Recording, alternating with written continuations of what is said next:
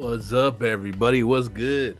So EJ said they're about like 5 minutes out. Apparently, having to drive a little ways out and do this from their phone because of just U.S. internet. U.S. internet. You know how it works.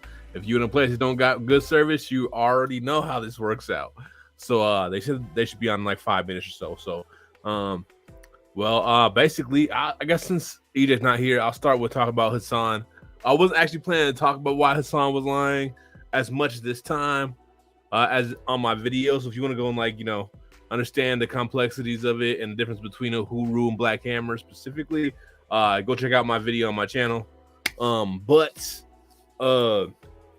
the breakdown of what he lied about, he conflated Uhuru as being Ghazi, right? Like being Black Hammer, and being like Black Hammer is the same thing as Uhuru, which though they both have problematic issues in that org, both of those orgs are super problematic. There's a huge difference between the two. One, Black Hammer was led by Ghazi, who is a cultish abuser. Like literally, he was holding people hostage and more stuff. So it was kind of wild, right? Versus Uhuru is definitely still cultish, but it is basically a African liberation movement that's kind of a cult. But it doesn't have the same pattern of horrible behavior, though there is like allegations about like misappropriation of funds, like so many other orgs have. But it's not to the same, it's not nearly to the same degree as like Black Hammer.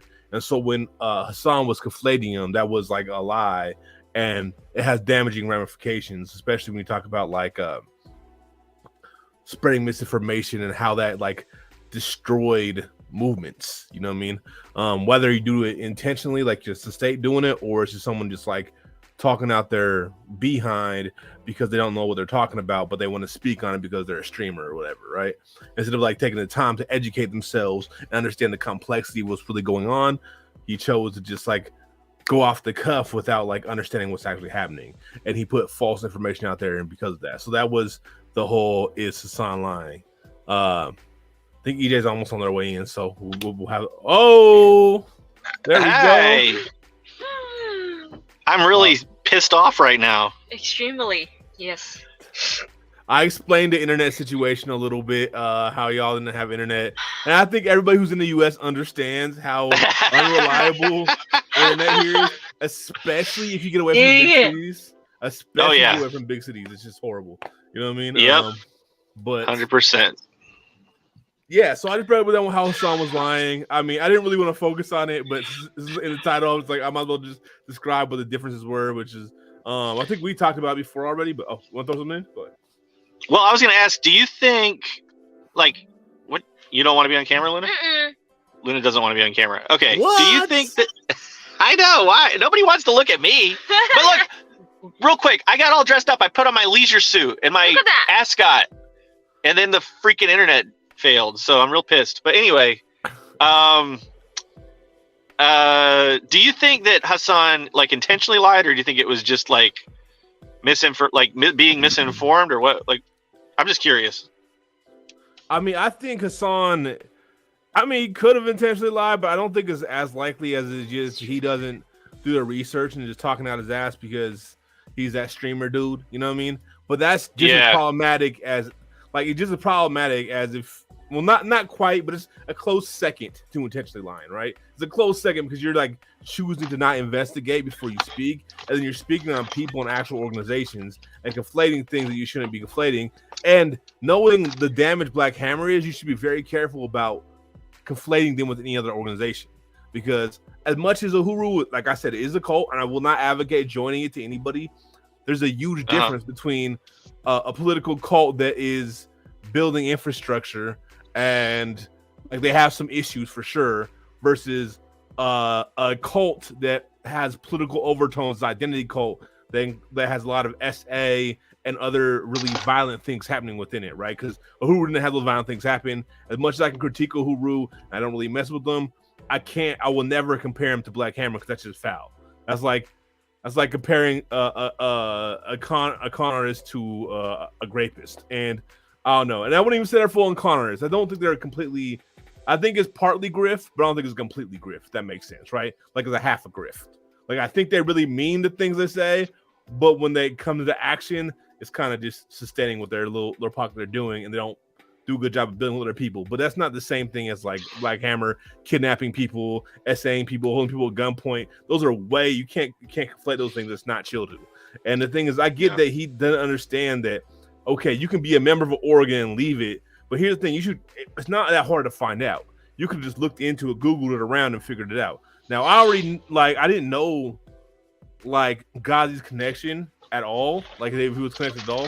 I knew he wasn't there. I knew he wasn't a part of it as of now. I knew that for sure. But then when I was like, okay, how are they connecting Ghazi to Uhuru? It was this one video from 2016, which I know the people in, and he had been kicked out like for years, and he's conflating it. You know what I mean? He got booted, and then after he got booted is when he started doing all the weird stuff. So to conflate him to Uhuru when all the weird stuff he started doing started after he left the organization is just not right at all. It's like just not cool. Like, you know what I mean? And just that's where it is. But I don't think it was on purpose. And I've said a million times, I don't hate Hassan. Like, you watch my video that mentioned Hassan and watch my video that mentions Voosh. See the different energy. You know what I'm saying? Yeah, like, yeah. I get annoyed with Hassan, but I don't hate him. Like, I could like sit there and talk to him and be chill. You know what I mean? And I might roast him a little bit, and he probably roast me back, and it'd be cool. Actually, we probably get along. He reminds me actually of one of my homies, except a little more bougie. But yeah, or a lot more bougie to be honest. But so I think I like you know what I mean, and also I'm kind of like what people call a dirtbag left too to some degree. I'm not PC. I'm not these things, so I kind of respect it. But I still believe in oppression. I still believe those are the material realities. So I kind of can fuck with him in some ways. I think some people don't like him for different reasons. Like they don't like him because he's dirtbag left, and which they might not like me in that way. I definitely think he has a different type of air to him, though, different like arrogance. But part of his persona. So I don't really. I was irritated, but I don't really like be like, oh yeah, F him, like he's Voosh. You know what I mean? So yeah. Yeah, I mean, I talked to Luna and I both talked to Hassan, but it was years and years ago. It was like 2019 or something like that. I think before Hassan really exploded. But anyway, I personally don't know enough about the situation or anything to weigh in much. Like Luna and I are still kind of on the learning and listening stage of this whole thing. But I mean, yeah, we both watched your video, and I know you had a whole stream with Luna where y'all talked about this stuff a lot. But yeah, I was excited to hear about a little bit more about the I guess the situation with like the FBI and the Russian spy. It's like it's a little bit like a John Grisham novel or something like that. Like exactly, that's what I really wanted to focus on with this stream, because I've been enough time talking about. I mean, everybody's trying to make it on Hassan, and really a lot of people are mad that they make it more about Hassan. I was like, bro, like what do I really got to say? I got a little roasting energy for him, and I got the correction of his like misinformation, but I don't like hate the dude. Like I hated Voosh, right? So I was like, I could go on and on about Voosh and talk hella messages about him, but it was like I hate that motherfucker because he's coming for my friends and like promoting fashion stuff versus like Hassan is just, I don't know. I think he's just a liberal. Like he's a liberal with good intentions, put it that way, and he thinks he's more of a socialist than he actually is. You know what I mean? So it's just like, and my big thing is with why I say Hassan isn't a socialist. So before everybody starts getting mad, is because I judge people not off the rhetoric they say, but the policies and actions they do. So if you can say you're social all day, but if you're sock them, like your politics and the way you act and the policies you promote are sock them policies, the actions you do are sock them actions. Like I'm not going to call you a socialist. And now I have critiques of socialism as a whole personally, because I'm like an anarcho-communist. So I'm like skip straight to the communism part. I'm like hard stop, full restart, and that's not a popular opinion because everybody believes in the transitioning thing, and I don't. You know what I mean? I'm like, nah, I don't. I think it's always going to revert if we do. You know what I mean? But we're still experimenting, bro. Also trying to learn and like test different things. And so I have my theories. People disagree, but I don't even put him in the league of a socialist. I don't even put him in the league of an American socialist. Put it that way. Like an American socialist, if you know, you know. Like they're frustrating. You know what I mean? International socialists are definitely way better. Black and brown.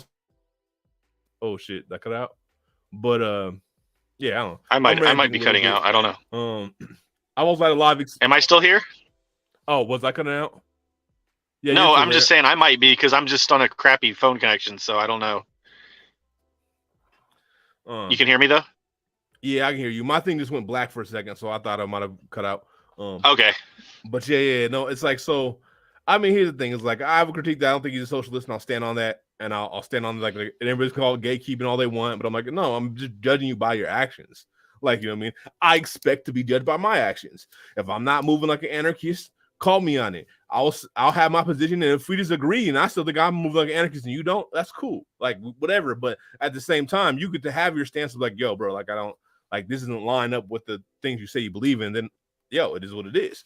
You know what I mean? And so, like, I think judging by action is the only way we can really do it. And I think not enough people do it that way. People do off what people say, and I'm from the show me state. You know what I mean? I'm like, show me what you about. Don't tell me what you about. Yeah. Show me what you about. You know what I mean? Let me see some action. Right. And yeah, and honestly, just online in general, there's not a lot of that. There's not a lot of people making moves and making actions happen. Or I don't mean just protests, but just things that actually benefit building towards a revolution, benefit, mutual aid, those things in a real way. And charity and mutual aid aren't the same. I'm gonna be very clear, because like a lot of people talking about his charities he gives to. It's like, charities are capitalists, bro. They don't actually help the people. I'm sorry. Just like nonprofits, as we understand, don't help the people. Mutual aid organizations do, though, and it's from the people, and it's about supporting each other, right? So, yeah, I could rant for a while, but I'm not gonna like spend the time bashing on Hassan, because, like I said, I don't hate Hassan. I know people think like just because I critique him, and also it's like that's what I'm talking about. Sensitive society right now. The society is too sensitive. I'm like, bro, I can't roast this nigga a little bit without it being I hate this dude. Like I don't understand. Like, I think he's doing some corny shit, so I made fun of him for it. You know what I mean? And I critiqued his actual misinformation, which was actually problematic. But I wasn't like I hate him, because I don't think he did it maliciously. I don't think he's working for the FBI or something. You know what I mean? I just think he's not really as informed as he thinks he is. So. But that's my opinion. But it's still, a lie is a lie. Whether it's a lie based on ignorance or lie based on malicious, it's still a lie. And so I'm not like, everybody's like, it's not lying. Like, yeah, it is. If you lie, but you did it out of ignorance, if you lie because you're spreading other lies you've heard, that's still a lie. You know what I mean? So, yeah, 100%. So yeah, I mean, I don't know. I guess hopefully, maybe, I mean, if anybody in the chat has a line to Hassan, I mean, would you want to talk to Hassan about this? I'd love to talk to Hassan. I have no issue with Hassan. Like I said, he actually reminds me of my homie Cameron, except a little more like obnoxious and bougie in some degrees. Like, he always likes to argue with his people, but he, like, a lot of the way he talks reminds me of somebody I know actually really well. I used to be hella close to, but you know, and the only reason we're not hella close right now is because I'm at a different part of the country. But so. Yeah, I don't even hate. I wouldn't mind talking to Hassan at all. Like, you know what I mean? I would still roast him a little bit. I mean, I don't mind the pushback either. I don't mind him roasting me a little bit. You know what I mean? It's fair game. I'm not sensitive like that. I'm like, you know, it's part of the. I grew up with a dozen, so us making fun of each other was like normal. Like, it was like, especially if there's things we didn't like about each other, you get roasted for those things. You know what I mean? And it's just like, it doesn't. It's the way to vent out the irritation, so y'all can maintain a friendship usually. Or if you're not friends, be able to just roast you a little bit, because, you know, there's things to roast you on. Doesn't mean I doesn't mean I'm like malicious. I'm not like, if I'm malicious, you'll know. I'll be like, straight up, no, this person's a fucking problem. Like I was with Woosh, like, this dude is probably undercover fascist, and I'm stand by that. You know what I mean? I'll be very clear when I think you're actually a problem. You know what I mean? Mm-hmm. Like, I'll be like, no, I want to fight you. Like, if I think you're actually a problem, like, I want to fight you. Like, I want to fight Vosh. It's like, he's a problem. He's spreading fascist bullshit. So I actually want to go, like, put some gloves on. Let's get in a ring, bro. I'll just give you some. Versus, I don't have no feeling like that towards Hassan. Like, I might make fun of him a little bit. He probably make fun of me. You know what I mean? Mm-hmm. You know, he talks shit about anarchists all the time, so I don't even get it. Like, you know, all the time. Give as you get. Get as you give. Exactly. Well, all right. Well, I guess that answered my question. So let's dig into this story, I guess, about the situation with the FBI and the Russian spy and all that. I mean, it just sounds like a really interesting story, if nothing else, and maybe folks can learn about what happened. You know, so I guess where do we start? Where would this story be a good place to start? Well, I guess I'll give you all a quick breakdown, and then we can go into like the videos of after the raid type stuff, if that sounds good to people. So basically, Uhuru and 2 other organizations, including Black Hammer, but not because they're connected. To be clear, they're not connected. They've been having beef for a couple years at that point already. So they were getting funding, possibly, allegedly, by this cat, Alexander Ionov. And Alexander was actually a Russian official. And so he was giving funding these organizations to spread dissent, right? Spread up dissent and pro-Russian pro-Russian rhetoric through the U.S. Now, I got to be very clear, as you will see as we go into these videos, the rhetoric that, like, say, Uhuru was pushing out that might have spread dissent, but it wasn't because it was BS, it's because it was the truth, right? A lot of what the analysis from Uhuru around the U.S. is 100% accurate. Now, I do think they're a little sympathetic to Russia, probably because they're getting their money from Russia. They're getting some, maybe not all their money, definitely get all their money from Russia, but they would get some money from Russia, so they had affiliates with Russia and shit. And also, let's be real, like, even people that we respect, from UEP Newton to Fidel Castro. I mean, you might not fuck with Fidel Castro, but you know what I mean? But like Shea and all them, to the degree, dealt with the Russians. Now, I have critiques of that, just like a lot of people probably do, but like, people are trying to fight for their liberation. I'm not mad at them for working like, you know, the enemy of my enemy stuff. You know what I mean? I'm not mad at people for that. So I don't see issue with it personally. And let's not to mention the U.S. spreads rhetoric, both false and true, to other nations all the time. So the fact that they're getting money to spread real rhetoric based off real facts doesn't bother me. You know what I mean? Personally, I'm like, well, maybe the U.S. should do better than if they don't want their dirt aired out. You know what I mean? That's kind of how I feel about it. So Russia paying them to air out dirt just doesn't bother me personally. And I don't care. Like, I'm not pro-Russia. I'm not a fan of Russia, but I'm also like, don't care. Like, maybe don't drop bombs on people unless you want it to come out. You know what I mean? Maybe don't commit genocides and, you know, do all these crazy things unless you want people to hold you accountable for it. You know what I mean? So the fact that they're getting funded to do it by Russia is like, okay, Russia has their own interest. I'm not acting like Russia's this good guys, benevolent nation that's here to help us, but it also, like, there's no issue with getting funded to tell the truth, even if it's by enemies of the U.S. I mean, honestly, I would consider myself an enemy of the U.S., so I'm not my feelings about it. You know what I mean? So, so right after the raid, they actually had a press release. They had two different press releases, one by the feds and one by Uhuru. I think I might start with the ones from the feds and the police. It's a little shorter, and you know, it's just it gives some more of the alleged facts, and then we'll see, I guess, Uhuru's response, if y'all down for that. So, sound good? Yeah, that sounds great. And I'm kind of like leading this thing, going in. Yeah. Share screen. I don't have much except a phone, so it's all you. Oh man, I'm blaming you for it all. It's all your fault. All right, boom. I think this is the one. Yeah, there we go. Share this one. Wow. Dang, I'm trying to see. So go back here. Oh boy. All right, y'all see that? Everybody. Ooh. All right. Okay, wait. How do you share audio? I've been having issues with sharing audio.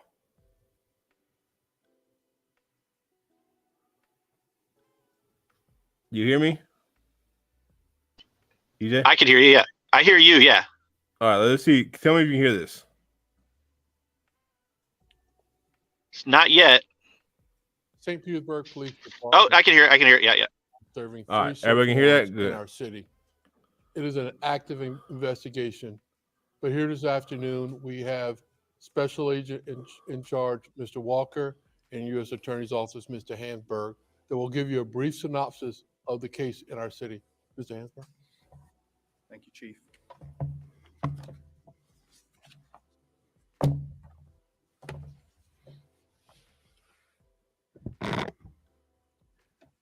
On Tuesday, a federal grand jury sitting in Tampa, Florida, returned an indictment charging Russian national Alexander Viktorovich Ionov with conspiring to use several U.S. persons as agents of Russia without prior notification to the Attorney General.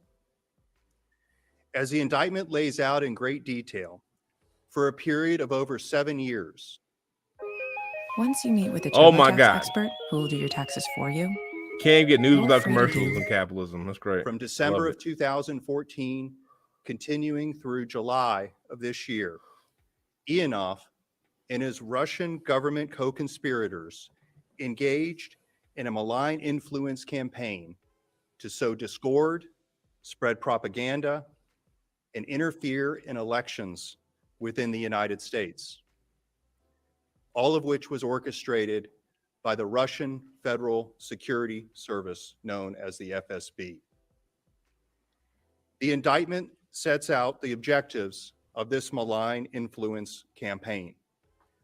Among the foreign policy objectives of Russian government leadership is to expand Russia's sphere of influence.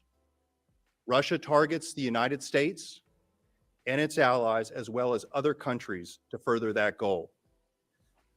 Through these influence operations, Russia attempts to shape foreign perceptions and to influence populations in a number of ways. It seeks to create wedges that reduce trust and confidence in democratic processes.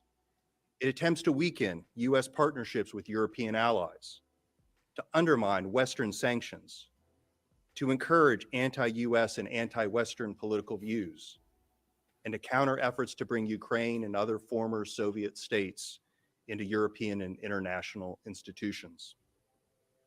To achieve those objectives, Russia influence operations often use social media targeted at U.S. and global audiences to sow discord and mistrust in the United States and other countries' political systems. This social media results in the dissemination of disinformation that is intended to confuse and mislead citizens in the United States, in Europe, and even in Russia itself, as well as to recruit U.S. persons to advance Russia's operational goals. Recruitment is an important and essential part of these efforts. Russia has recruited and forged ties with persons and groups around the world who are positioned to amplify and reinforce Russia's messaging campaigns in furtherance of its goals of destabilizing Western societies. These efforts have included the use of organizations to surreptitiously seek access to people in the United States and elsewhere to advance and promote Russian interest. That is what is alleged. Can you pause for a second? Unsealed All right. earlier today. Yeah, hold on one second. Whoop. Everything that I've just covered. Sorry, I just this is wild. I'm finally starting to see the big picture here. It's like starting to click in my mind a little bit. Like, this is pretty wild. Like Omega Haxor said, like, they're treating Russia just like the USSR. And again, echo everything BP said. Like, I'm not like a big. I really personally, Luna and I both like despise Putin as a person, for one thing. Like, he's a homophobic class, like traitor to communism, like, etc. We're peace advocates. We want the war to end. Okay, but like, this is like, they are acting like the Cold War is still going on. It's like wild, like really, really wild. I'm sorry. I just had to. I mean, I watched a video recently talking about how he was the apprentice of the leader that was his U.S.'s favorite that they appointed, pretty much.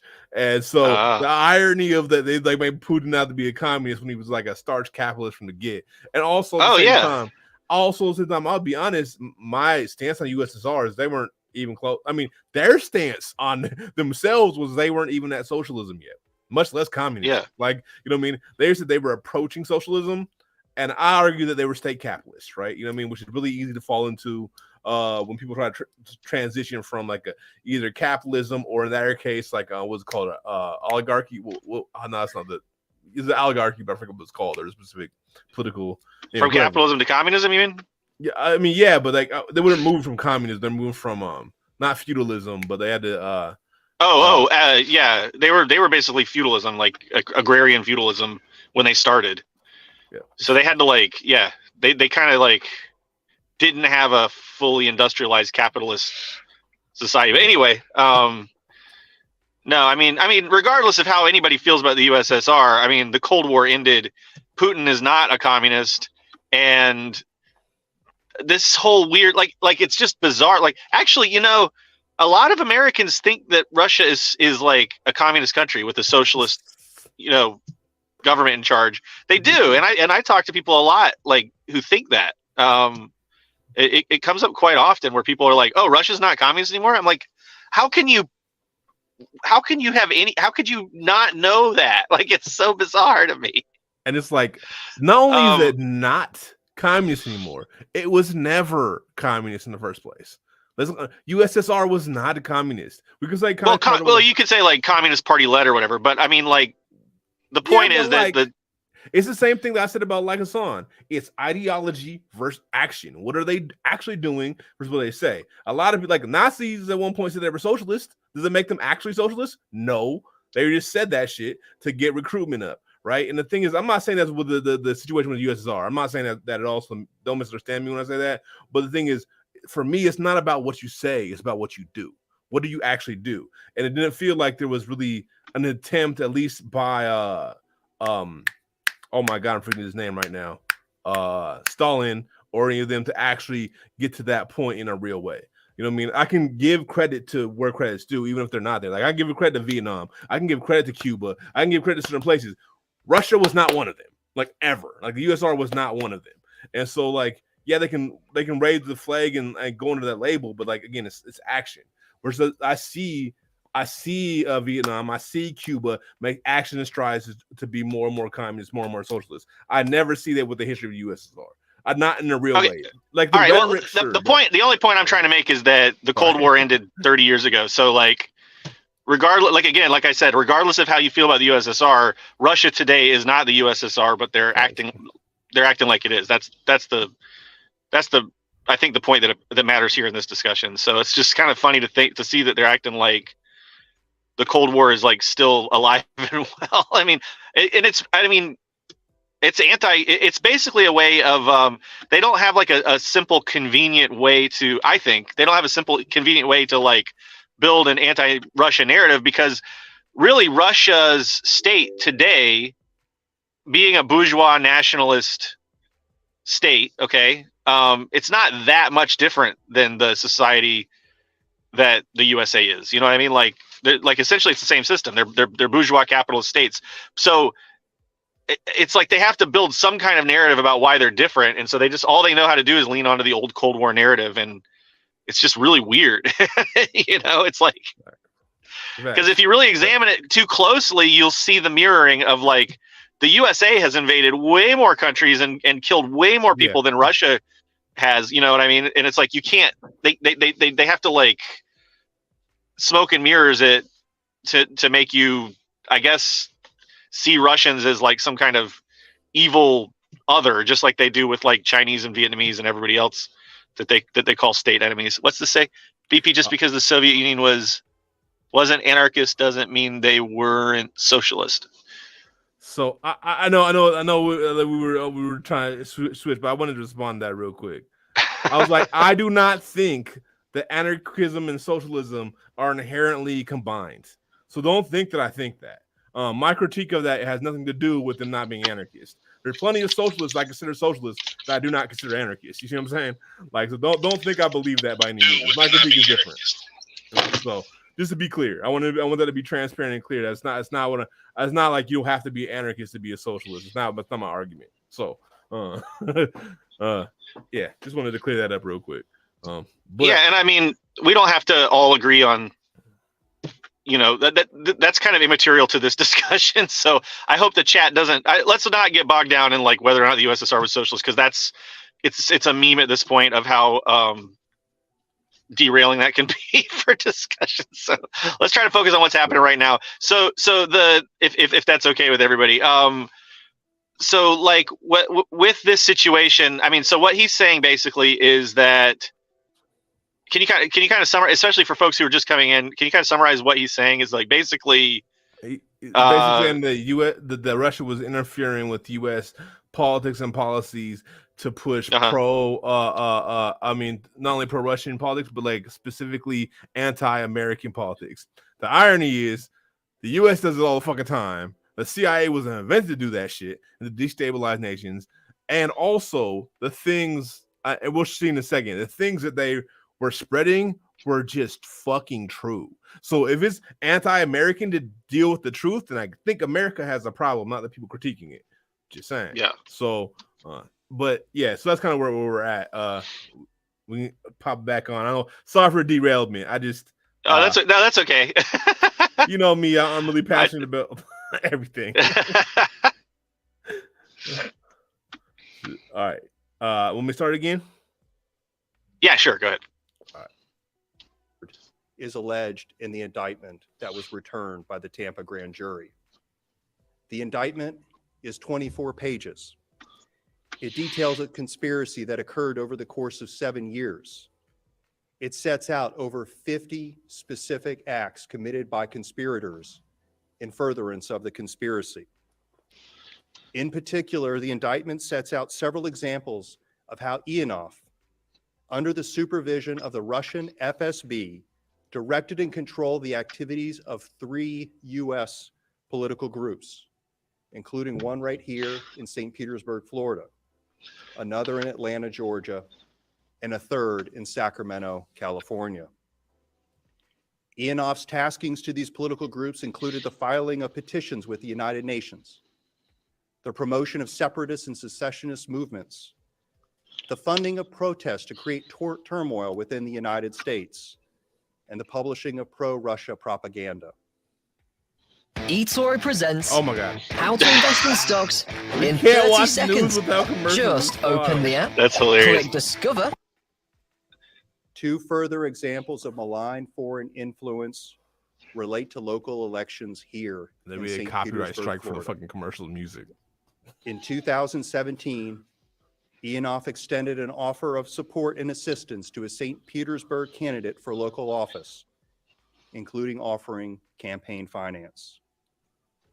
In 2019, Ionov stepped up his efforts to interfere in St. Petersburg, Florida elections, reporting to the FSB that he had been consulting with a candidate every week and that he had personally sent money to the campaign as well as participated in a campaign fundraising event. Ionov This provided is the FSB exactly what the USA video does around the of world, the by the local way. candidate delivering a campaign speech, and he reported on the percentage Read of the votes Economic candidate Hitman, received Confessions in of the Economic primary Hitman. election. Yeah. In September of 2019, Ionov's FSB handler referred to the candidate's campaign as our election campaign. And Ionov referred to the candidate as the candidate whom we supervise. Ionov and the FSB continue to use these political groups to spread Russian propaganda in the wake of Russia's invasion of Ukraine. On February 24th of this year, the same day that Russia announced its invasion of the Ukraine, Ionov reached out to leaders of the St. Petersburg group to inform them of the invasion. Ionov later told the FSB that he had asked the St. Petersburg group for assistance in the information war unleashed by the West. On more than one occasion, the St. Petersburg group hosted Ionov via video conference to discuss the invasion in front of an American audience. During these conferences, Ionov spread Russia propaganda, falsely stating that anyone who supported Ukraine also supported Nazism and white supremacy.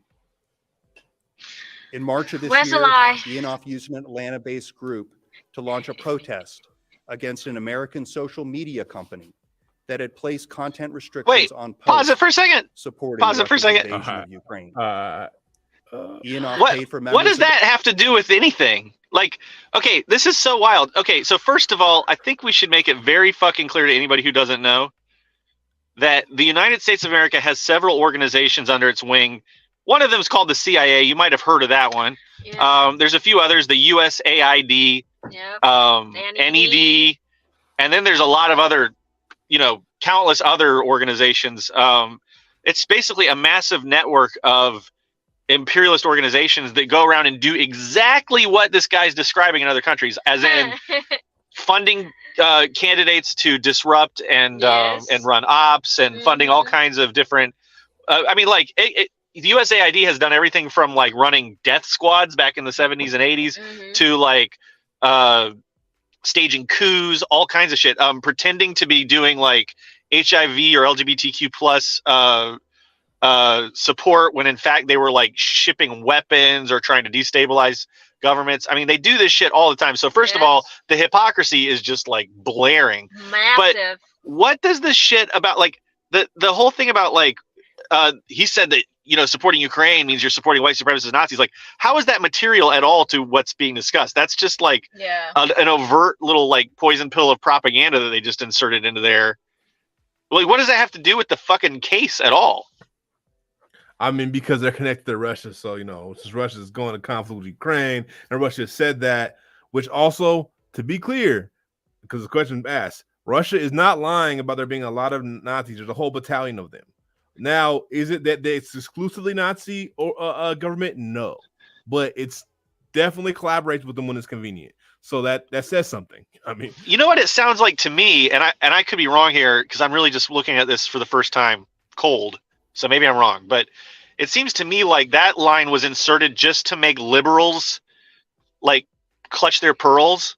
Yeah. Like, oh, you know, like the Ukraine flag emoji liberals is what I'm talking about. Yeah. The ones that are like rioting or dying for Ukraine and not admitting that there are bandarites or any kind of fascism at all in Ukraine. It's like that was just inserted in there so that liberals wouldn't accidentally have any kind of sympathy for these these dirty Russians. I don't know. That's what it seems like to me. I mean, that's what it sounds like. I can't understand why else that would be in the speech that's being made.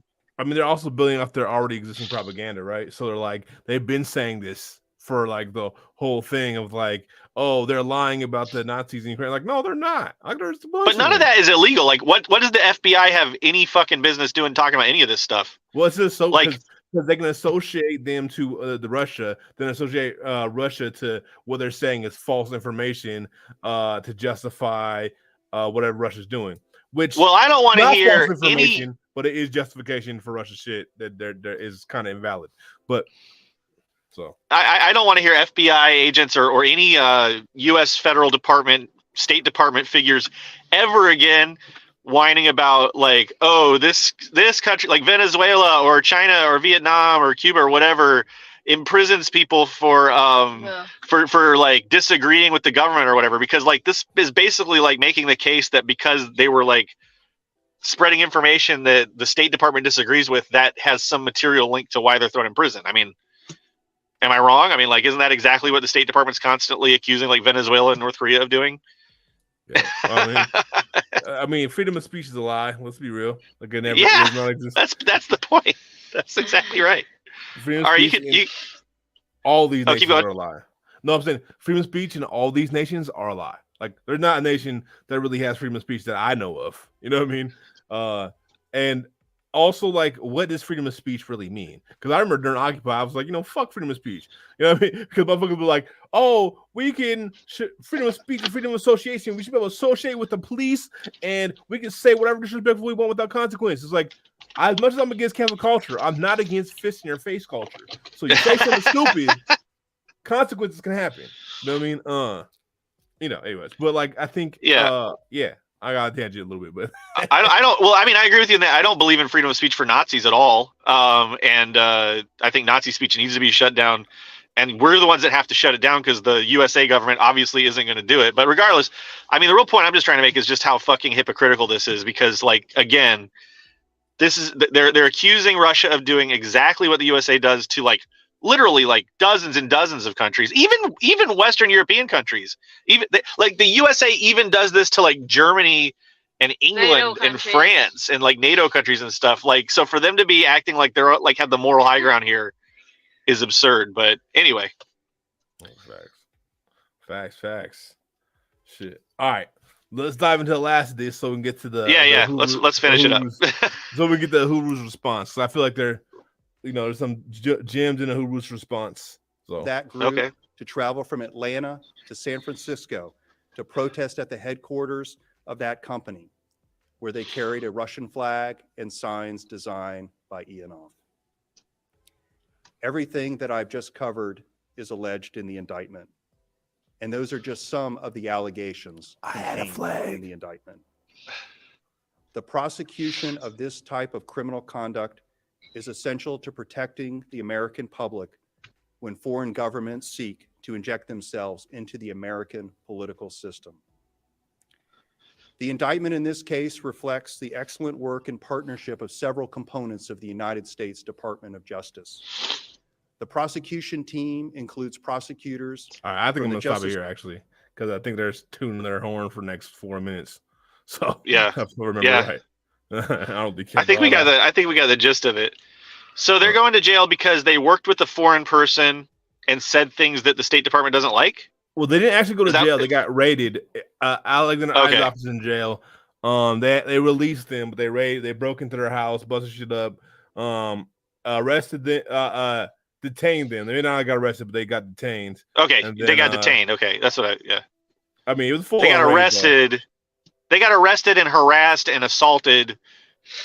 Which again, again, just like I said, regardless of what you think about Uhuru or this organization, regardless of what you think about them, the fact remains that from what I just heard, they got harassed. They had their privacy invaded. They were assaulted and they were detained because they were working with a foreigner and they said things that the State Department doesn't like. Did I miss anything? Oh, nope. That's pretty much it. I mean, is that because the USA again does that shit all over the world every fucking day, every single day? Facts. It's wild to think that I mean, it's just like hypocrisy upon hypocrisy upon hypocrisy. Yeah. And his That's thing is glaring. Go ahead. Sorry. I mean, this is part of why it's like a problem to spread misinformation, right? Because you reinforce their crap, the police's crap, versus what I mean. It's really easy to do when you pick a reactionary group like Black Hammer to compare. That makes it look like, oh yeah, the U.S. is obviously telling the truth because look how reactionary this organization is. Versus when you talk about, and then especially when that's why I was so problematic that Hassan conflated two organizations. I'm like, yo, they're not that bad. I mean, they ain't great, but they ain't that. Uhuru ain't that bad. Black Hammer's bad.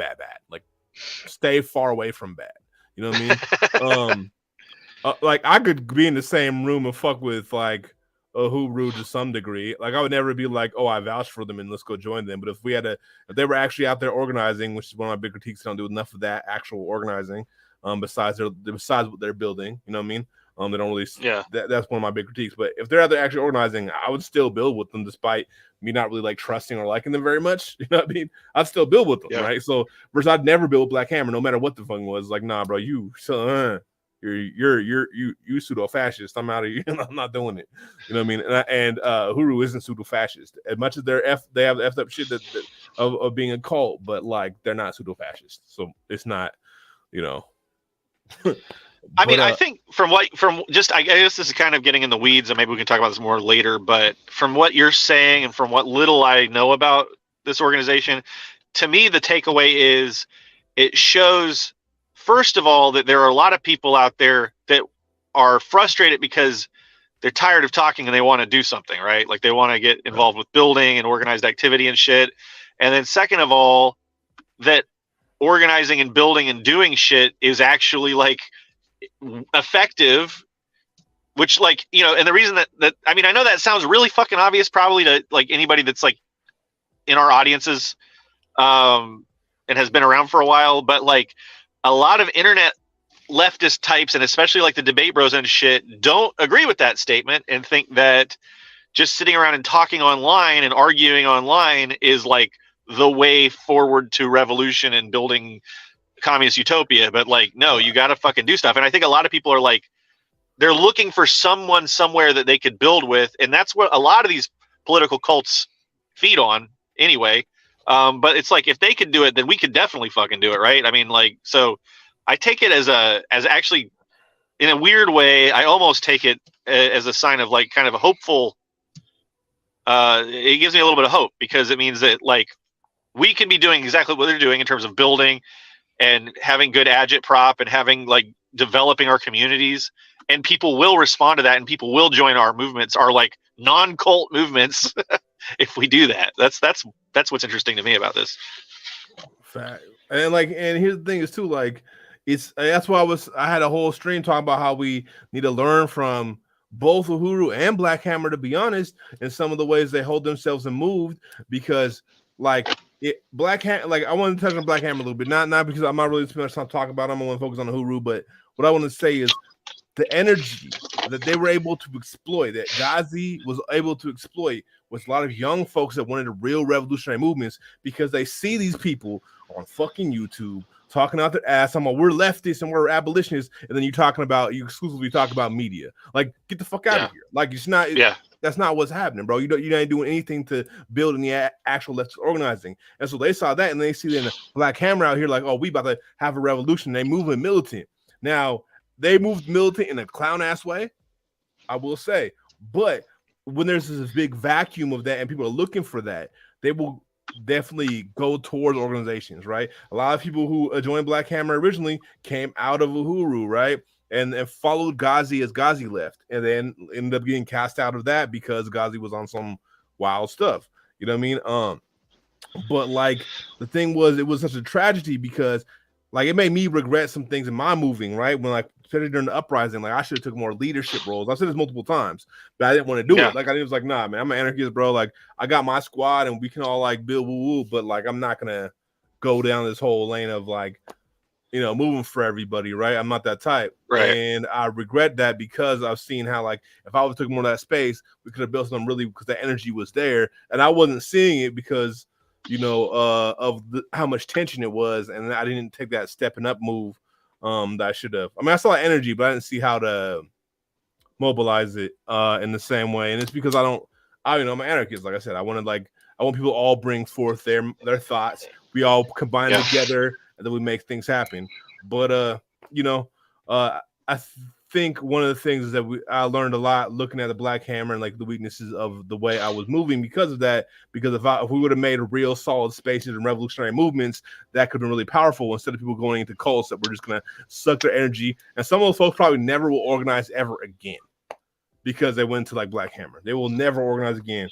And it's people who really were on some revolutionary shit. And so it's like, yeah, they got misled because they fell in with somebody who wasn't trustworthy, and that person was the leader, and that just went south.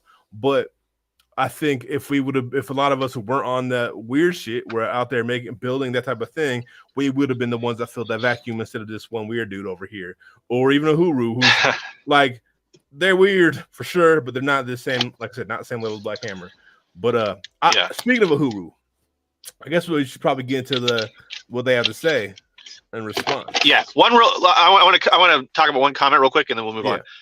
But I just thought this was interesting. So, and then if he says, maybe not the way, but I'm a hacktivist, and my work online does have and change multiple people's lives in positive ways. Yeah. So don't get what I was saying twisted. I mean, we're on here right now talking on the internet and connecting with all of you. The internet has a role in the movement, obviously. Hacktivism is not slacktivism. What I'm saying is just that, like, what I don't think is effective is sitting around debating, you know, having like cozy debate relationships, quote unquote, with Nazis and shit like that. I think the internet definitely has a place in the movement, but like the way a lot of online leftists use the internet is extremely unproductive or even counterproductive, and that's what I was talking about. So, but anyway, we can move on. And for me, I'm not talking about hacking. I'm talking about like this YouTube leftism shit that is like a lot of bullshit. Like, not saying that everybody's bullshit, but the vast majority of people are fucking bullshit. Not even like full. They're like liberals, like to be a bug, and they call themselves leftists. Might even call themselves socialists, and they're straight liberals. So it's like, I think that it's pretty obvious the kinds of folks we're talking about. We're not talking about. If you do if you're doing anything that like changes people's in real lives in the real world, we're not talking about. We're talking about the navel gazers. The ones who like, you know, talk, you know, I'm not saying they're in a place entertainment wise for it, but then talk about like movies and stuff. And like, that's the degree of their leftism, right? They talk about like a lot of these social issues, but not material issues, right? Yeah. Those are what my critiques are, right? You know what I mean? And don't get me wrong, I guess social issues and material those issues overlap, but we should focus on material, and that will change the social versus focusing on 100%. social And issues. BP and I both have done. We've both done movie analysis and shit like that, but we're not under the illusion that we're changing the world when we do that. We know we're just entertaining people. It's just like, you know, in ourselves and having fun. But like, and there's a place for that, like you said. But that's not the movement. Yeah, and it just frustrating that's seen as the movement. You know what I mean? Because it's like, duh, that's not going to do anything for us. Like, it's at the end of the day, like, it'll entertain us. It'll be an escape. But like, if we're trying to build something, we're not trying to build an escape, or we are trying to build escape, but a material escape from this shit. Yeah, exactly. Yeah, that's a good way of putting it. So, right. Anyways, yeah, let's go ahead and hop up in this. Yeah, move ahead. Oh shit. Uhuru. My name is Akile Anai, and I'm the Director of Agitation and Propaganda for the People's Socialist Party. I want to appreciate the media for uniting to be a part of this press conference that we're having right now at the St. Petersburg Police Department headquarters, where they just finalized their press conference, which we were not allowed to be a part of. I guess public presence was not allowed to participate in this press conference. Neither were questions from the media. But we're here because we want to explain what this is about, what the FBI, what the police have stated as the basis for, you know, this so-called investigation. We want to clarify several things. One, that what happened this morning when my car and my personal property was seized from my possession, when they attacked Chairman Omali Yeshitela and Deputy Chair Onezene Yeshitela in St. Louis, Missouri, where our current headquarters is for the African People's Socialist Party, the Uhuru movement, when they broke into their homes and they handcuffed our leadership, when they went into the Uhuru house here in St. Petersburg, Florida, without issuing a search warrant, when they broke down the doors. Oh my God. Oh my God, with these commercials are killing me. It's a war commercial too. Say that they are characterizing this as some kind of investigation into our affiliation with, you know, Russian foreign governments and things like that. But one, I think that this exposes the crisis that the U.S. imperialism is in, because the U.S. and other world colonial powers have been collaborating against Russia for early into the early 1900s. And this is a consequence right now in 2022 that we see the same attack against Russia. And right now, this war with Ukraine, this defensive war in Ukraine that Russia is actually waging against world colonial powers, not Ukraine as a this is what I mean by entity, soft on but Russia. the U.S. and all colonial powers who have an interest in colonially dominating African people right here in this country and around the world and extracting resources from the majority of peoples on the planet. That system, this current system, is in severe crisis, and they cannot rule in the same old way. So that's what we understand, one, about the U.S. government. And the ruling class itself states that imperialism is on the decline. U.S. power is not cyclical, but it is permanent. So that's number one. Number two, the African People's Socialist Party is an organization that has been here for 50 years. It is an international organization that not organizes just here in St. Petersburg, Florida, but right there in St. Louis, Missouri, in Oakland, California, in Philadelphia, Pennsylvania, and all throughout the U.S., in Africa, in Europe. And the history of the African People's Socialist Party is to unite with any forces that unite with the anti-colonial struggle. And we feel that is a just struggle. We feel that every colonized African who is gunned down in the city of St. Peter, anywhere else in this country, like George Floyd or like Mike Brown, we feel that our response is to fight against that relationship. Our responsibility is to fight against our oppression and our domination. And that means organizing a revolutionary capacity to make that possible. And that means that we unite with any force, because we understand that colonialism is a global system and that it has interests everywhere throughout the world. Everywhere that they are talking about, we have a relationship with. The U.S. is there right now plundering people's resources, but they are not under investigation. Just a few weeks ago, the Uhuru house was attacked in broad daylight, where an arsonist came to the Uhuru house and burned down and attempted to burn our red, black, and green flag that waves at our offices down. There was no FBI investigation into that person who tried to burn down our flag. There was no response from the FBI and the St. Pete Police Department to respond to this attack that came against our Uhuru house. And we also understand that that's not a coincidence, that the only revolutionary organization that's done something here on the ground practically for African people is the one that's come under attack. The institution that offers a community radio station, a newspaper, a commercial kitchen, an Aquaba Hall rental space, and community office for our organizers, that was the building that has come under attack. And in St. Louis, where we have incredible economic projects that have transformed the conditions of our community, not the US government, no politician ever did that for our community, but it was us, the Uhuru movement, that made that possible. And today, this process is disrupting a meeting that we're supposed to have around initiating a project, the African Women Doula Project, that can make it possible for African women to deliver babies safely in our community. This process is interrupting that as I speak. And what this is a propaganda campaign against Russia. In that press conference where I have my ear pressed to the door, they're talking about interference in local elections and social media. No, I'll tell you, it's Mark Zuckerberg that interferes with the ability for people to communicate with one another and express their genuine interests. That's who was at the security conference for the US government. It's Mark Zuckerberg who's responsible for that. And the US is attempting to explain its own contradictions with Russia because it cannot rule in the same old way. It does not have the unity of its entire population. That's what Trump represented. And they say it was Russia intervention in the elections. They say it's an undemocratic process. What does the US know about genuine democracy when it takes the ability for African people to feed, clothe, and house ourselves on a daily basis? You want to talk about destabilization? Talk to Nicaragua, talk to Venezuela, talk to Cuba, talk to Russia, and ask about undemocratic processes. That's what we're engaged in right now. And they are attempting to attack this organization. They are attempting to isolate the Black Power movement. That's what they are attempting to do. And we can have relationships with whoever we want, whoever we see fit possible to make this revolution possible. We will have a relationship with them. It sounds like you're not denying working with Mr. Ivanov and the Russian government. You're not denying that? Look, they're raiding our properties as we speak. Whatever you want to know, they'll let you know what we have and what we have not done. But I will say this, that we unite with any force that is willing to unite in our anti-colonial struggle. And that part is clear. We will not refuse to engage with others around the world who want to see this system go. We will not refuse that. Okay, I want to say something real quick. I've got some thoughts too, but you go first. So as a lesson we can learn from this, that is besides some of the good and bad politics they have some bad ones, I'm not gonna lie. But is the media response, right? How to respond to media. Peep what she did. Do that when they try to trap you. Do that. Yeah. Like don't give them an inch. That's one thing I used to do, like little media trainings or Occupy. Like don't give them an inch like that because they're trying to trap you. But that's a little side note.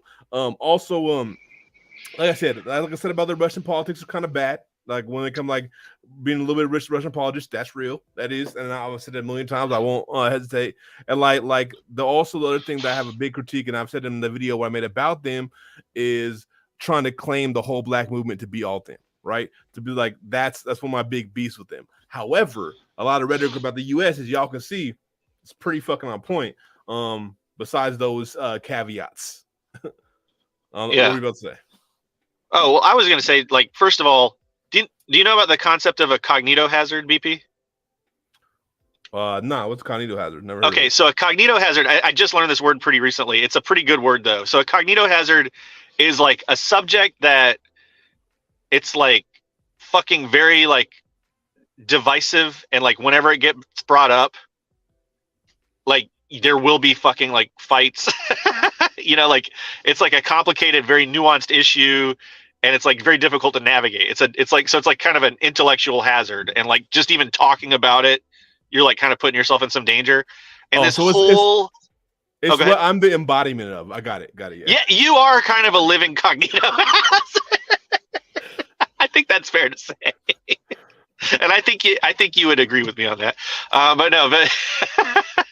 But seriously, I mean, this whole situation is like filled with so many cognito hazards because we're talking about the war, we're talking about cults, but also like some very real issues that these cults might be bringing up. I mean, there's so much nuance that we have to have when we're talking about this shit. And there's like so much potential for people getting pissed off. So I hope that the audience can appreciate that we're talking about something that's not easy to talk about, no matter how you slice it.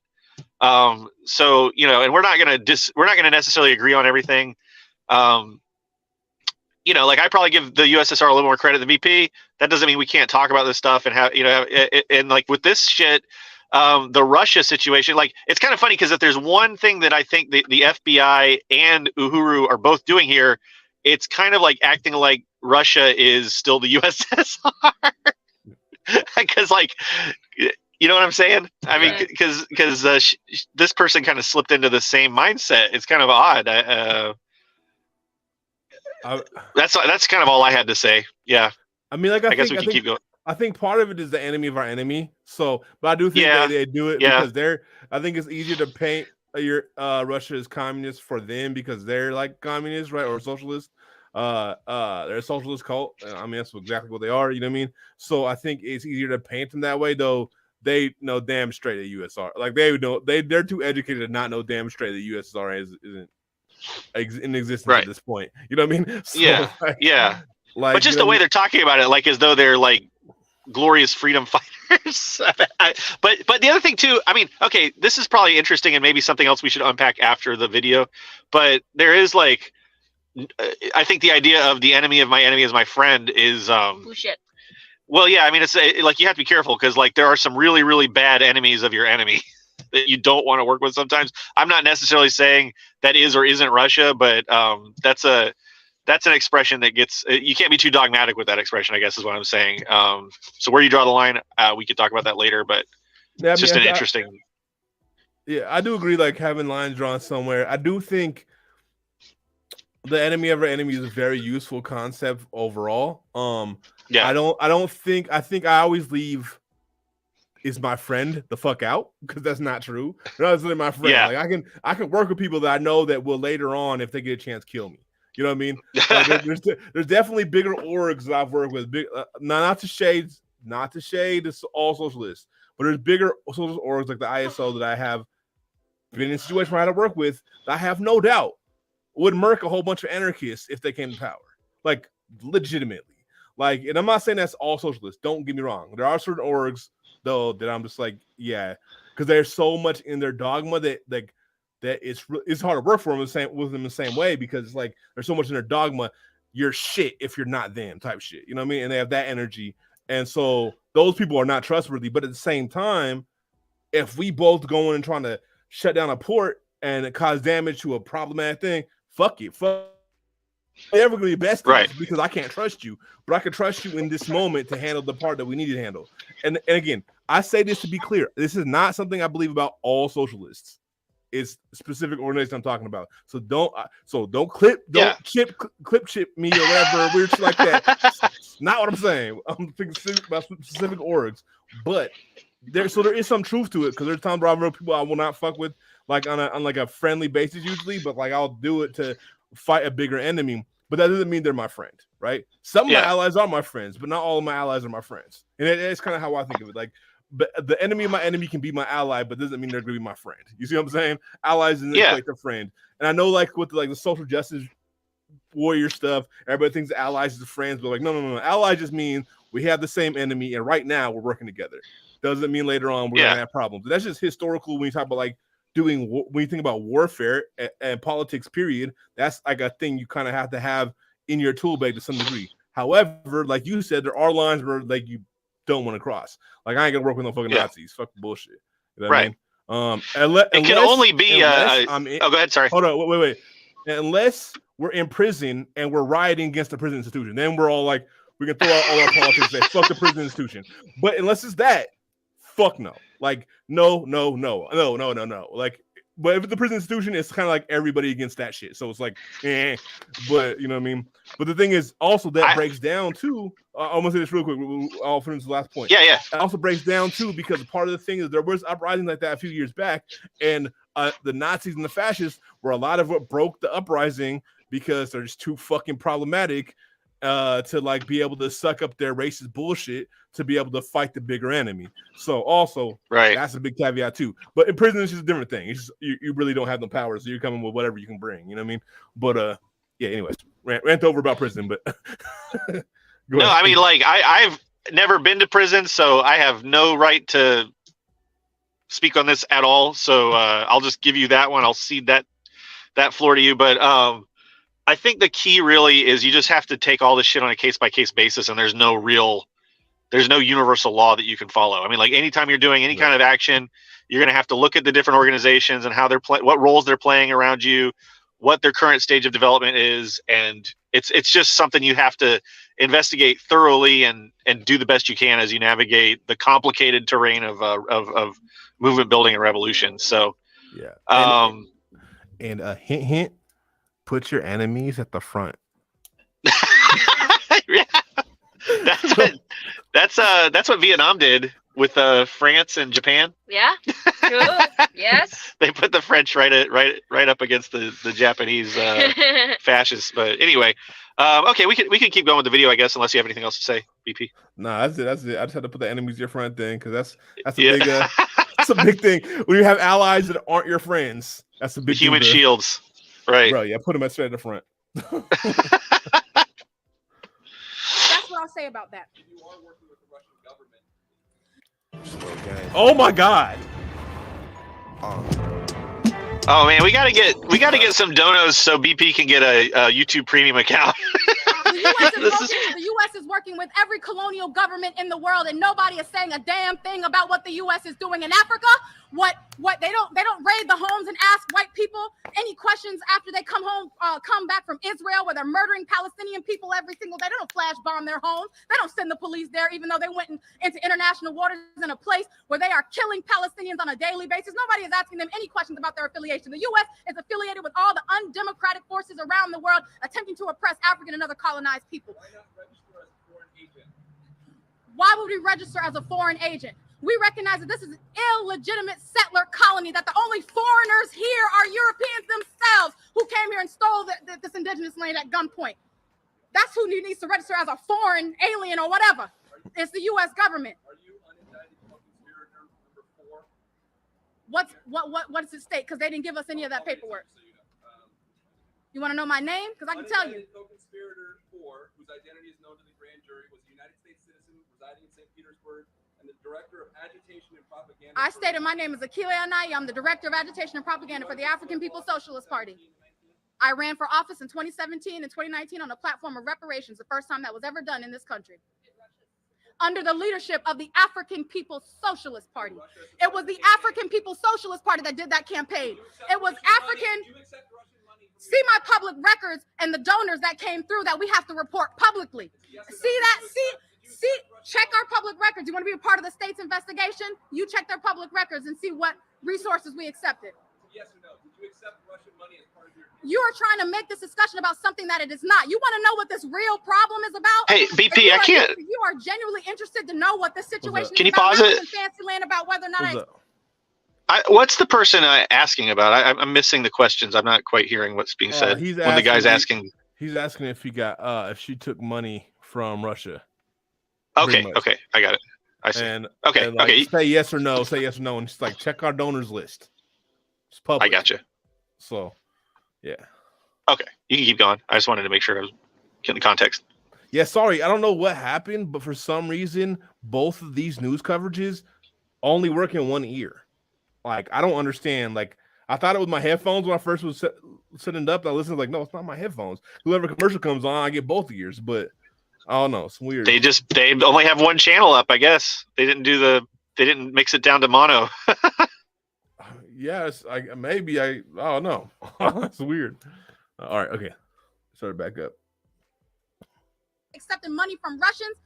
This is real, not the way you want to see it, not the way you want to control the narrative. What I'm talking about right now is that they're using Russia as a part of a propaganda tool against the people to turn you away, to win, first of all, win your unity with the U.S. government. The U.S. government has no ability to answer any of your questions, none. It can't solve any of your problems, and they tell you that it's Russia's fault. Russia is not in your community causing you to starve. Russia is not in your community pushing you out. Russia is not the St. Pete Police Department that killed Tyrone Lewis in 1996. It was not Russia. It was the U.S. government that did that. Are you concerned about being arrested yourself? I am not concerned about what the crisis of imperialism and how it will act. No, I'm not. Okay, I'm sorry. I'm like really really late for all this stuff. This seems like a lot, right? Yeah, it's a lot. Right now. It started 600 years ago. Yeah. So what exactly is the FBI accusing you guys of? Zing. They are accusing us of this is what they're making it about. And I want to be clear, this is what they're making it about. Because the African People's Socialist Party has been here for 50 years. And this is not the first time we've come under any kind of assault, FBI investigation, or anything like that. This will always be the case as we try to fight for our freedom, because African freedom comes at the expense of U.S. interests. That's just how that goes. And a couple years ago, they labeled Africans who would struggle in their own interests as Black identity extremists. They have terrorist designations for people like us who want to fight for our freedom. So I want to make that clear, that this is what they're saying it's about, but they need an entry point to be able to attack our movement, and this is the one that they're using. But they are accusing us of conspiring with the Russian government for, I can't even tell you because it don't really make that much sense. You know what I'm saying? So this is what they are accusing us of conspiring with the Russian government, and for whatever purposes and interests they have not explained. But I guess this comes at the expense of U.S. democracy, which isn't that very democratic. So. Oh my God. You know what? I just realized I have an extra YouTube premium account opening for my family plan thing. We'll have to talk about that afterwards, because I could probably get you that, so then you don't have to watch these ads anymore. Yeah, people are like ad blocker. I'm like, bro, I have ad blocker. It just doesn't fucking work for YouTube. Yeah, YouTube gets around that shit fast. Yeah. Yeah, it used to work, but it don't work no more. Like, that's what I think. You know what's worse than this is when you watch it on a TV. It's literally every like minute and a half. It's like, oh my God. Oh shit. Yeah. I'll get you hooked up. Talk to me afterwards. I'll get you hooked up. All right, bet. All right, here we go. Mm-hmm. Well, we keep with our position. We continue doing what we've always done, which is organize our community towards African revolution. And we organize a response to this, just like we have in this response right now, just like we're able to put out and define what this struggle is about. That's what we'll continue to do. And we'll continue to organize as necessary around whatever they try to drill down the pipeline. But like I said, this isn't the first time, our first go around with the FBI. So we are prepared, to take it where it needs to go, and to the full length of however long this investigations last. We will organize around it. And that's another thing. You touch me, you touch the African People's Socialist Party, you touch Chairman Amali Eshatella, you touch Deputy Chair Onizine Eshatella, any member of the African People's Socialist Party, you touch a member of the African nation. This is an international organization. We have bases throughout the world. So you don't just touch an individual, you touch an entire organization, and you touch an entire people who are counting on this movement right here to lead us to freedom. Why work with Russia, who is a known U.S. adversary? Why work with them and be unregistered? Why take their money? Why work? Did I ever say I took any money? See, no. I never. No. That's what I'm accused of. I never said that. So don't put that in my mouth. I didn't say that. Did you take money? Look, I don't want to answer your question because you want to take it somewhere. I don't want to take it there. I've defined this for you. No, I will let them tell it, because that's the people you'll believe. That's the people you'll believe. But you want to ask any question about why we would affiliate ourselves with anybody that is willing to unite with the anti-colonial struggle? That's what your question is, essentially, for us. This is how you handle this. This is good, like, propaganda. Because I don't identify technique. with you and the U.S. government. I don't identify with that. I detest the U.S. government and what it does to African people on a daily basis. That's what we are here for, because we refuse to allow the system anymore to take the lives of African people. That is a logical thing for me to do. The key is to know what you're gonna say before they ask you. I understand what they are saying it's about, and I'm telling you what it's about for real. And don't get dragged into the debate. Not how you want to see debate the brain world. This is happening in the context of Russia at war with Ukraine. This is happening in the context of our building being potentially burned down. 100%. This is happening in that context. Is Russia, are they the good guys in the war? Do you think, from your perspective, like, who's the good guy, who's the bad guy? Russia, we are in support of Russia. I'll say that. African People's Socialist Party, and that's been public. That's been public. I want to understand. You're trying to understand. Right. Why would you support a larger country invading a sovereign country? Because you don't know the history. You don't know the history. You don't know the history of Ukraine and Russia. And you don't know that Ukraine is just a cover for the world colonial powers. You don't understand that. That's why we are against world colonial powers. That's what we are against. And if Russia is against world colonial powers, then we support Russia. That's only logical.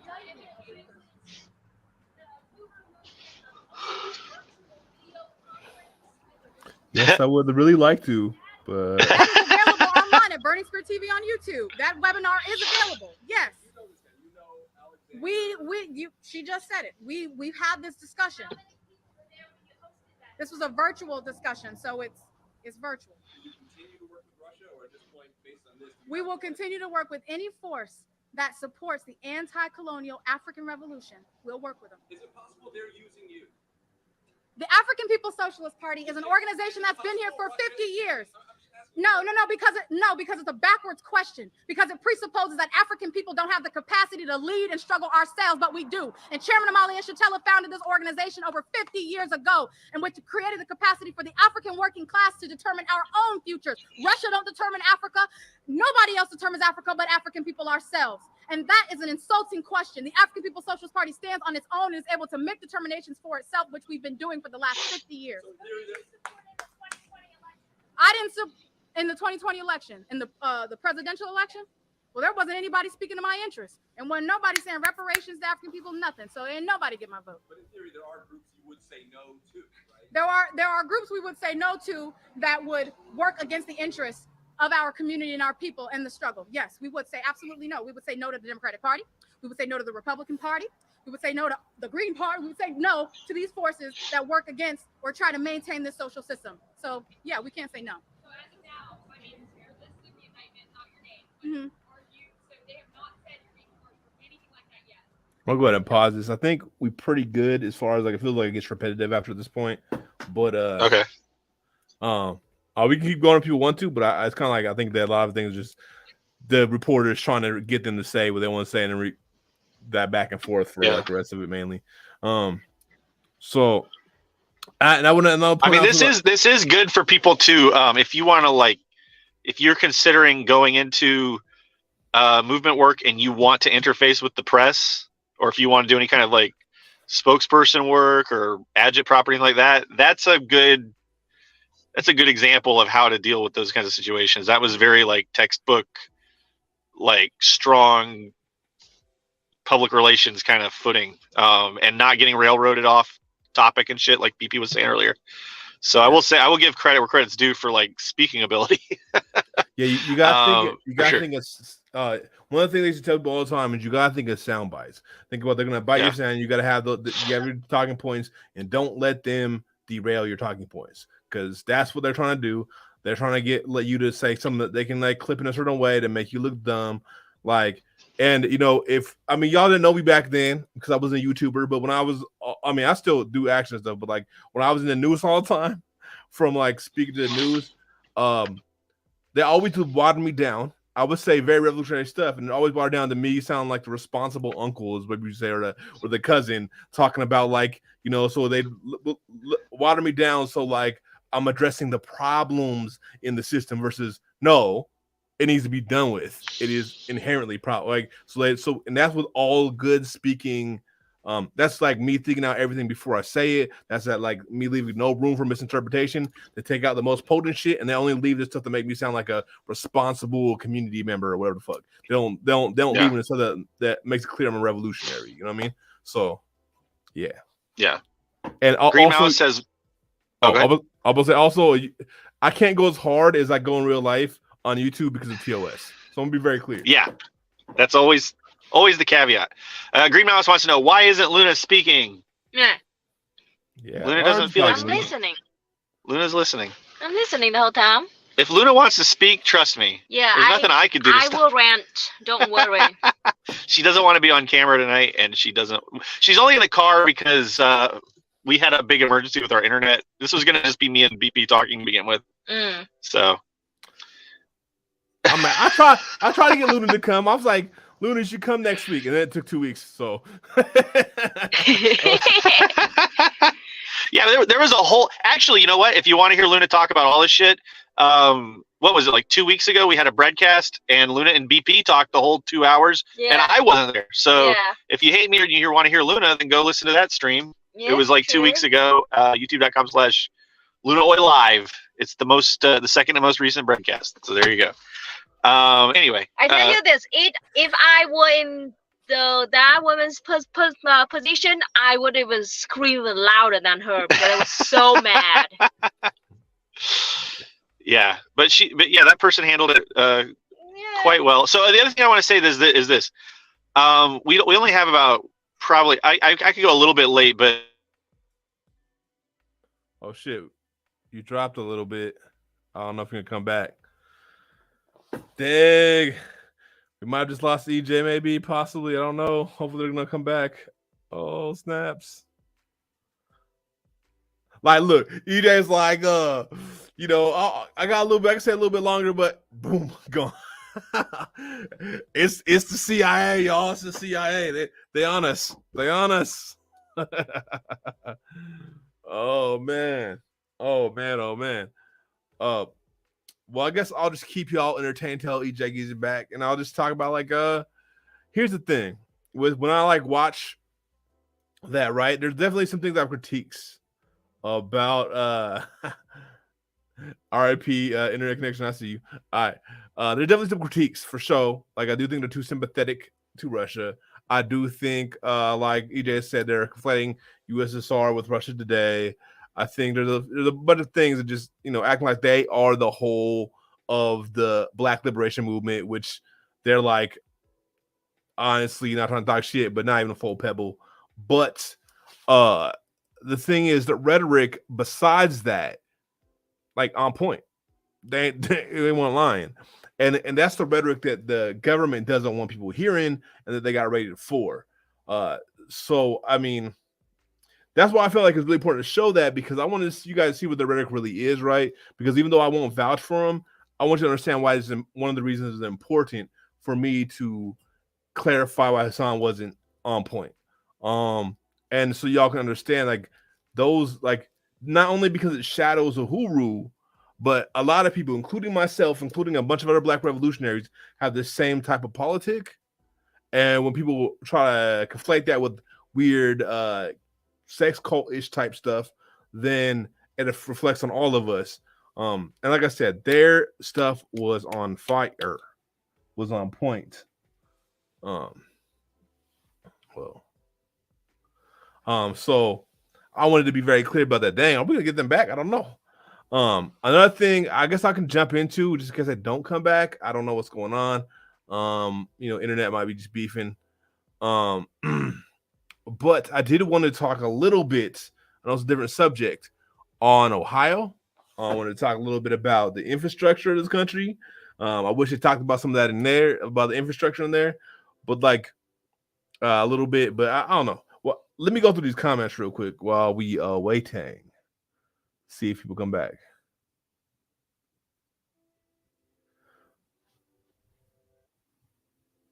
I mean, I don't know if I say Hassan's a centrist. Talk about Hassan a little bit more. I don't know if I say he's a centrist, but he definitely is sock damn at best, right? So that's what I'd say. A centrist, I think he's a little more left than a centrist, a little bit, but he's around the center. He's like barely left. But I wouldn't consider him a full-on leftist either.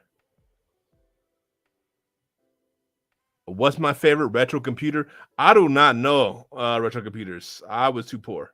I didn't have computers until I was grown. You know what I mean? Until I was in my 20s. First computer. I just been going down the comments. I've not actually reading before I actually click on them. Unrelated, but I can just say how cool BP's hoodie is. Hey, I got a bunch of hoodies that y'all might like. You know what I mean? But yeah, I think one of the things when we look at these things, we got to be able to be critical of organizations, right? But also see their strength, also see their like the rhetoric they're putting out and what's like real, and give them the flower they deserve, while also give them the criticism they deserve. Because I think that's really important in moving forward in like political and revolutionary movements. You know what I mean? I think we lost EJ for good. I don't know. Hopefully they'll come back, but as of now, there's no hint of them returning. But I also want to talk a little bit. I want to touch on a little bit on infrastructure.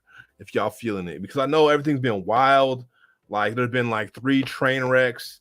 There's a thing of like in Ohio where like everything's being poisoned. Do y'all want to talk about that for a second? Maybe till EJ gets back or until the end. Let me know. Because I think it's really important as well. I wanted to like have an hour for the first part and an hour for that, but obviously this took much longer than just an hour. I should have known better. I'm not good at time management, y'all. I'm sorry.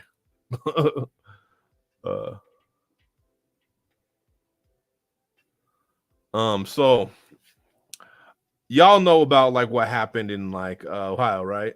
Let me see in the comment section. Let me see the yeses if y'all all know about it. What's it called? Palestine, Ohio, specifically. So if you didn't know about it, because I'm not seeing no yeses pop up yet. Palestine, Ohio. I know this is a complete change of subject. Swerve. But you know me, I got ADHD and I might be autistic, so it's a thing. Yeah, train crash, exactly. Oh, EJ's back. EJ's back. Okay. We might go back and then move our way forward. I wasn't sure if EJ's gonna come back. So let me rewind it and we'll get back to the Ohio thing in a second. Yeah, Hello. Yeah, you back. Oh my gosh. You dark, you black. You're black screening. Can you hear me? Yeah. Are you driving? Oh shit. Oh, you just broke up a lot right This now. is awful. Are you driving right now? Are any of my connections okay?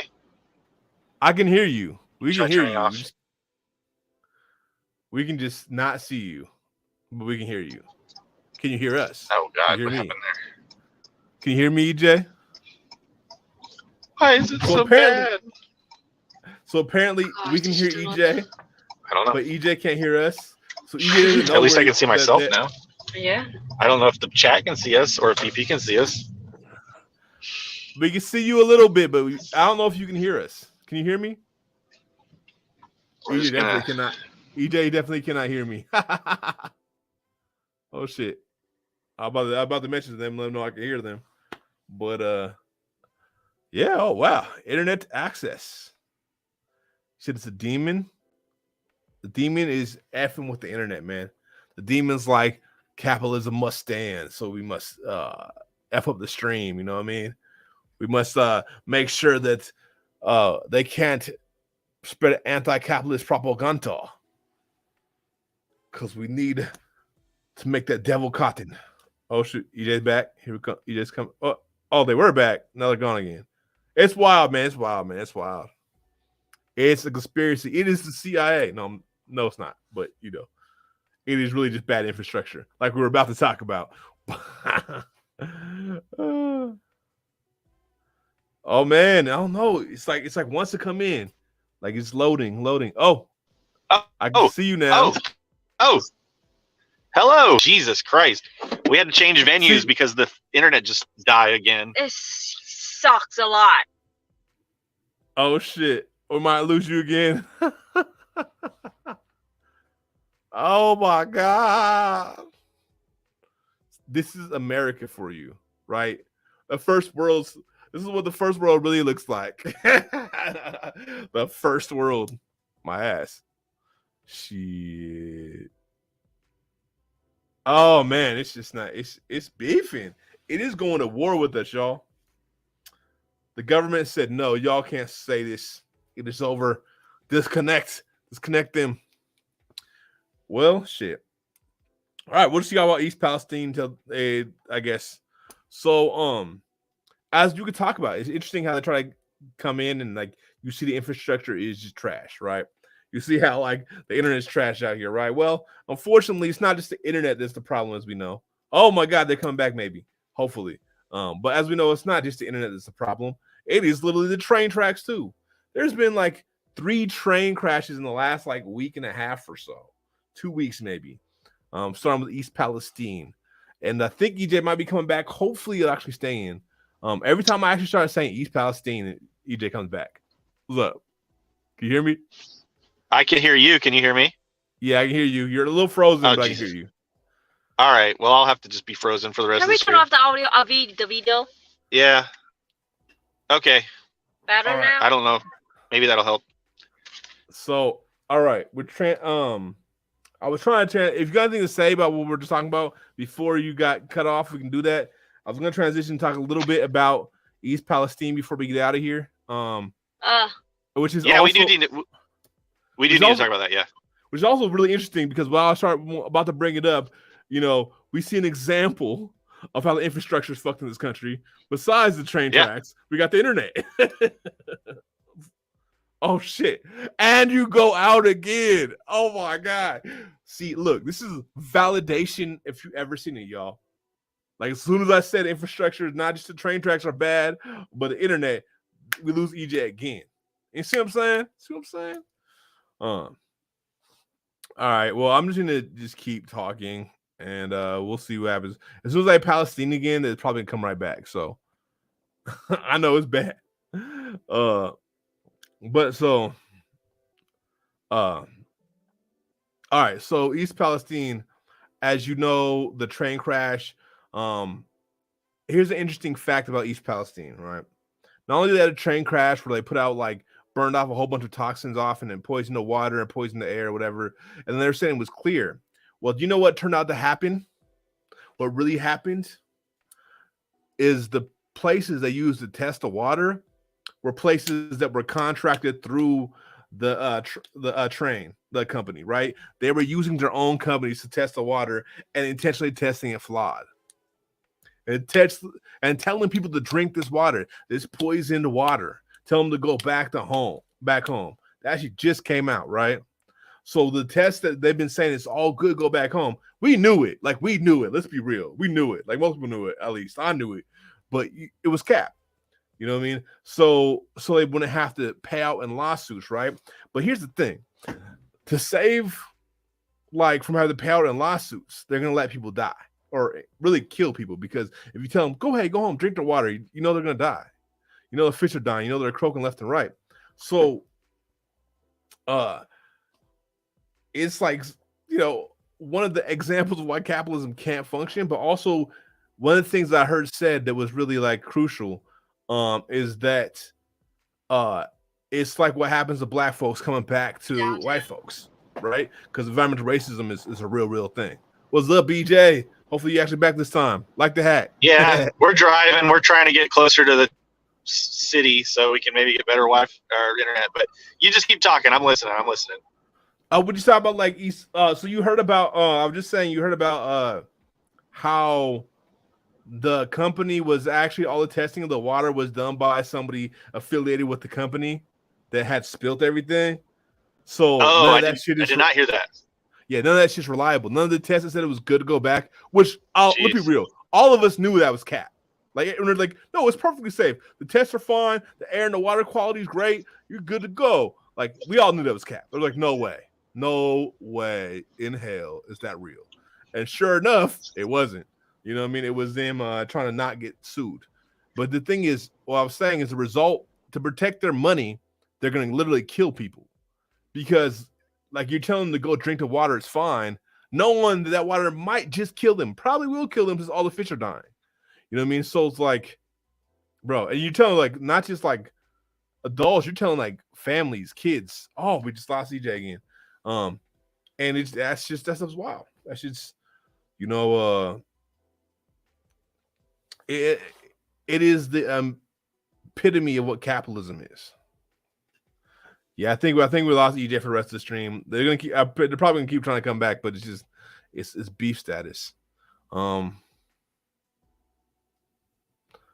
People are dying.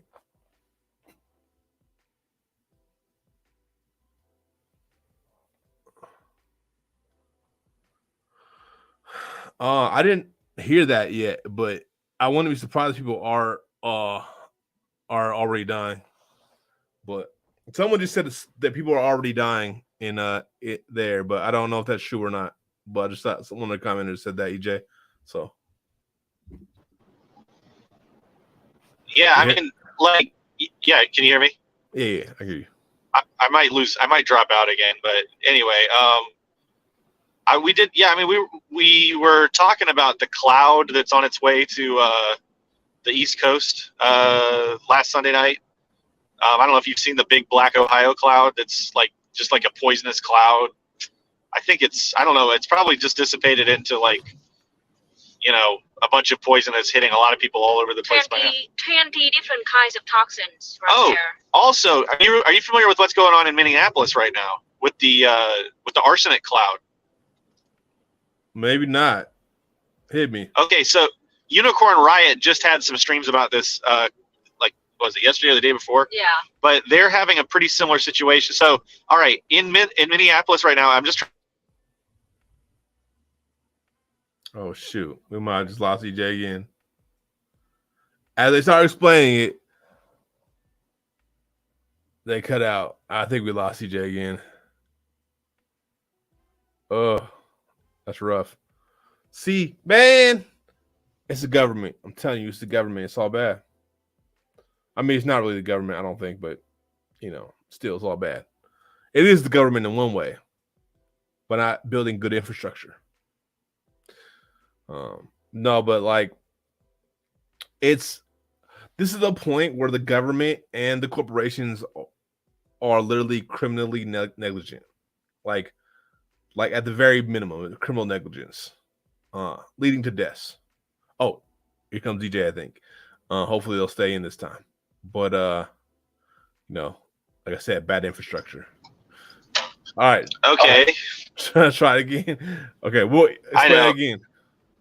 Well, I might drop out again. So, the Unicorn Riot, Minneapolis. If I can't say what actually fucking happened, go look that up. But basically, there's an old factory in Minneapolis, and they produced pesticides for like decades, and then the factory went out of business in the 80s, I think, and now it's just like an empty building, but it's filled with poison, and arsenic being one of the big poisons. But so anyway, now city council wants to demolish that building, and they don't want to do any kind of chemical abatement whatsoever, which means that when they bulldoze the building, they're just going to release all these toxins into the community. The community is pissed. They don't want it to happen, and the city council says it's fine to do it because the ground is frozen. And it's because the ground is frozen. Oh, I'm sure we just lost EJ again. It is a war on the EJ. Yeah, I know, y'all. Those that bad infrastructure. Because they literally left their house to go use their phone to get, like I said, this is all bad infrastructure. And like, mind you, they went out to use their phone for this. Oh, there's another one. Oh, shoot. Maybe we've got a backup coming in. or, dang, there's two of you. There's two of us now. Yeah. There's two EJ. Jesus Christ. There's some kind of major, like, citywide outages going on because even my cousin was telling me when he was driving home that he wasn't able to use his phone either, and he's on a different company, and I've got like a Verizon phone, and then I've got another phone, and it's like nothing's working at all in this whole city. So I guess we're fucked. But I don't know if you heard what I said, but look into the situation in Minneapolis. It sucks.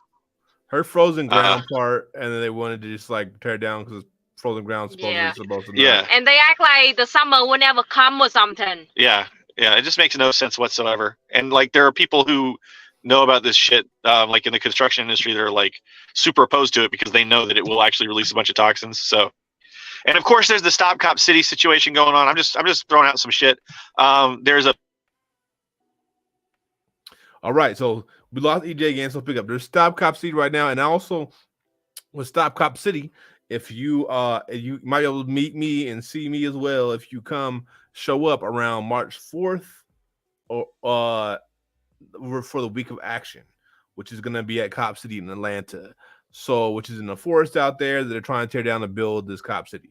So if you show up there, I know EJ was just down there, possibly, maybe, I don't know. I gotta ask him. But there is there's gonna be a week of action on the 4th. Me, some of the comrades are gonna probably be there. So if y'all want to show up and show solidarity, that'd be a great time. We all can shake hands and go and organize. But yeah, so that's happening right now, and it's crucial. And the campaign has been going on for months now. If y'all saw, I put up a video months and months back about it. I think you did about how back in and can finish explaining it. You're back. You're back. Well, I'm gonna keep explaining until EJ starts speaking, and I know EJ's here. Yeah, I think we're just gonna have to say goodbye. But check out what's going on in Atlanta with Stop Cap City Week of Action, March 4th through 11th. There's also going to be an event in Columbia, South Carolina. We're trying to put together on March 4th, and there's going to be events all over the place. We're going to do phone zaps, so look out for all that. Stop Cop City. I think it's like defendtheforest.org. But yeah, we're going to have a video coming out this weekend on it. We talked to some folks down there. But anyway, I think we're just going to keep popping in and out and stuff. So we're just going to say goodbye and let BP take it away for the home stretch here. But thanks for watching, everybody. And BP, sorry about this shit. I'm probably just gonna bring it kind of to a end. Anyways, then maybe you should try calling me, because I know you wanted to talk to me about stuff. Calling me on the regular phone without trying to do internet. Oh, they're gone already, anyways. So we have all these tech issues. I said that we gotta keep an eye open because the infrastructure's falling apart. There've been three train crashes. Obviously, the internet's is going out everywhere. Our friends in Seattle there's black spots all over Seattle too of late. Not necessarily just tonight, but just in general. In the last couple months, there's been black spots on cell service and stuff. So the infrastructure is falling apart in America. Let's just be real. And I think we're to the point where we're really going to have to think about all these people who invested in capitalism, all these people who invested in society moving forward as the way it has moved are going to be in for a rude awakening pretty soon. And I think we got to be preparing for that because we're watching the infrastructure fail in every single possible way. And the only way they're trying to invest is more into the police state, more into their tyranny, into the warfare. And yeah, so they don't really seem to have interest in making sure that the people are good. You see the food prices going up, inflation, infrastructure falling apart, people getting poisoned in multiple different ways, but they still can build ridiculously expensive police precincts. And yeah. But yeah, thank y'all for rocking with us. This is the first dialectic in a long time. We're trying to get it back to normal. It's been a minute. A lot of stuff been going on. But make sure to share this video.